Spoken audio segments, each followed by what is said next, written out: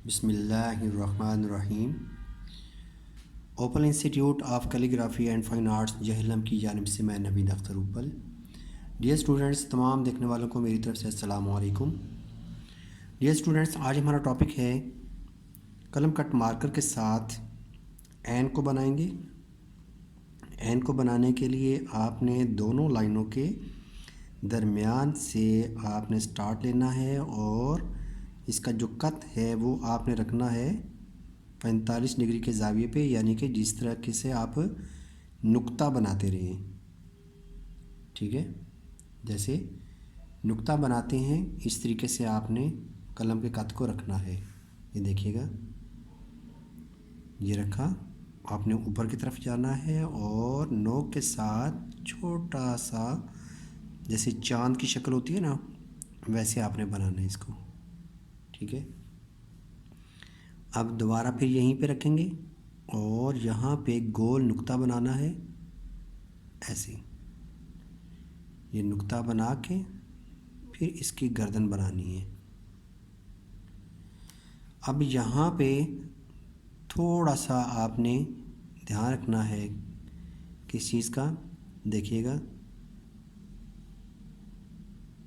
ये ऊपर वाला हिस्सा बना लिया।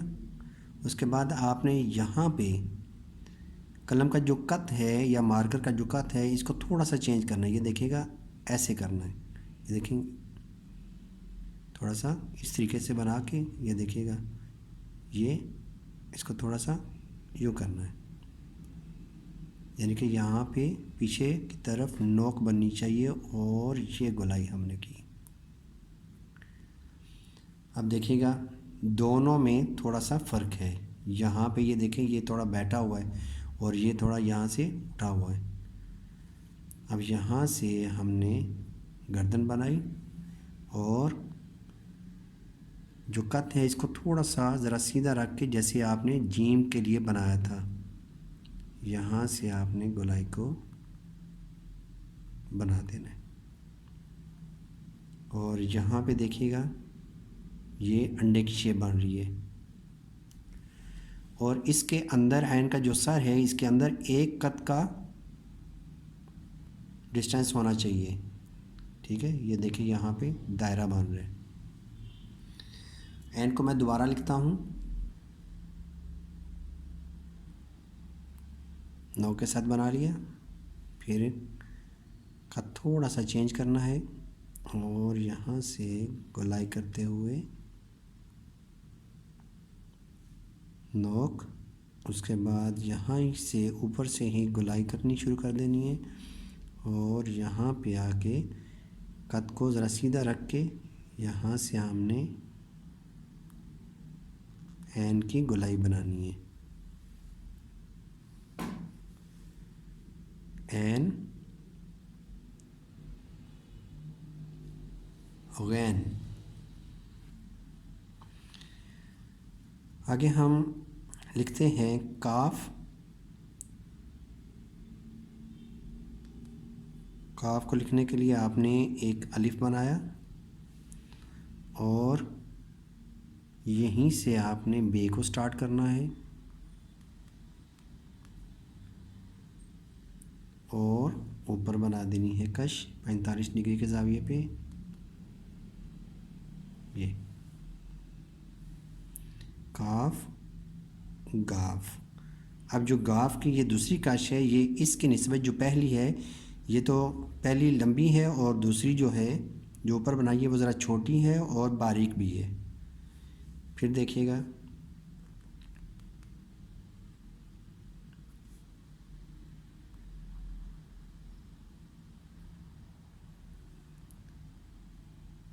यहाँ पे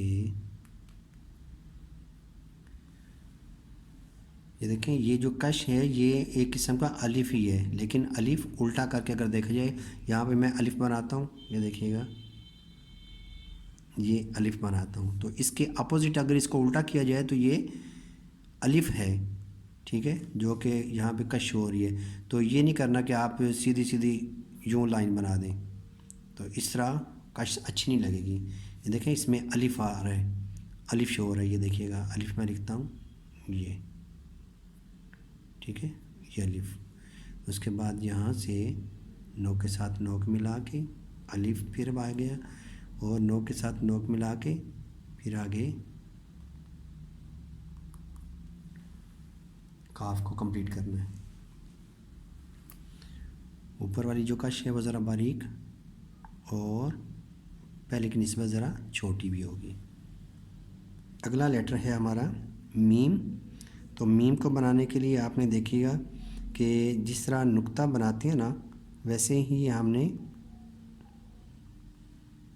इसका जो ज़ाविया है वो नहीं रखना, बल्कि क्या करना हमने, देखिएगा मीम बनाने के लिए हमें थोड़ा सा इसको यूँ सीधा कर लेना है, कद को ज़रा सीधा कर लेना है, और ऊपर से हल्की सी गोलाई करनी है। ये देखिएगा, हल्की सी गोलाई करते हुए फिर आपने यहाँ से मीम को शुरू करना है। और याद रखना है कि जो बड़ी नोक है, ऊपर वाली बाहर वाली नोक, ये इस किनारे से या इस नोक से, ये जो नुक्ता हमने बनाया इस नोक से इसको गुज़रना है यहाँ से, देखिएगा ऐसे, ठीक है। और फिर हमने नोक के साथ नोक मिलाते हुए एक अलिफ, लंबा सा अलिफ बनाना है, लेकिन इस अलिफ में और आम अलिफ में थोड़ा सा फ़र्क होगा कि ये अलिफ थोड़ा सा लंबा भी है और बारीक भी है, ठीक है। ये देखिएगा, आम अलिफ जो है वो थोड़ा सा मोटा है, लेकिन मीम का जो अलिफ है वो थोड़ा सा बारीक होगा। फिर देखिएगा मीम को ऊपर से नुक्ता ज़रा गोलाई में करके फिर यहाँ से,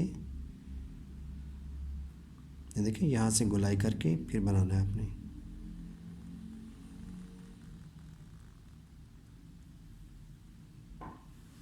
मीम,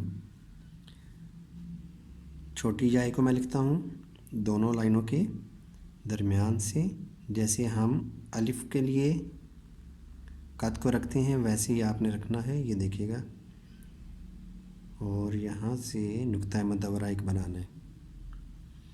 अब यहाँ पे नोक के साथ नोक मिलानी है, लेकिन कद को देखिएगा कि इसी डायरेक्शन में नहीं रखना, इसको थोड़ा सा इसके अपोजिट यूँ कर लेना है। यहाँ पे हमने ये देखिएगा गोलाई में ये नुक्ता लगा के साथ ही ये नुक्ता मुदव्वरा जिस तरीके से आप मद बनाते रहे ना, ठीक है, उसी तरीके से मैंने बनाया ये, लेकिन उल्टा मद बनाया मैंने। अब यहाँ से नोक के साथ आपने थोड़ी सी गोलाई करनी है, ये यानी कि इसका पॉइंट बनाना है, क्योंकि यहाँ से हमने गोलाई को बनाना शुरू करना है इधर से। ये देखिए नीचे आके फिर आपने ऊपर जाना है, ठीक है। ये है छोटी जाए। छोटी जाए को मैं दोबारा से लिखता हूँ।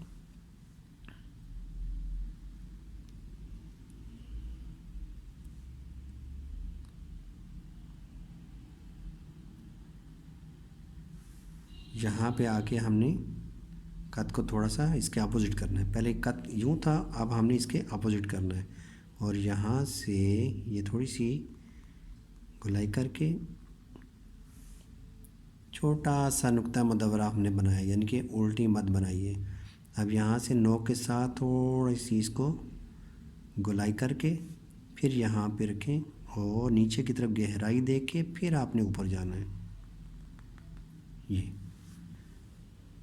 बड़ी आय को लिखने के लिए हम कद को बहुत ही ज़्यादा तिरछा करके और नोक के साथ हमने ऊपर वाला इसका सर बनाना है, और यहाँ पे पूरा कद लगा के तो फिर आपने गोलाई को यहाँ से गोलाई बना के आगे सीधा ले जाना है, और यहाँ से एंड से जो इसकी दुम है वो थोड़ी सी आहिस्ता आहिस्ता ऊपर की तरफ उठानी है। और कितनी उठानी है? एक कद तकरीबन। बड़ी जाए को दोबारा देखें, नोक के साथ बनाएंगे इसका सर, और उसके बाद नीचे वाली दुम।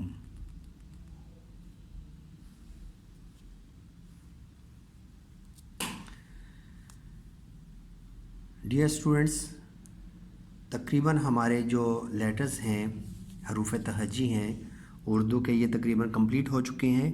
तो उम्मीद है ये वीडियो आपको बहुत पसंद आई होगी। तो इंशाल्लाह फिर नई वीडियो के साथ फिर हाज़िर होंगे। अल्लाह हाफिज़, अस्सलामु अलैकुम।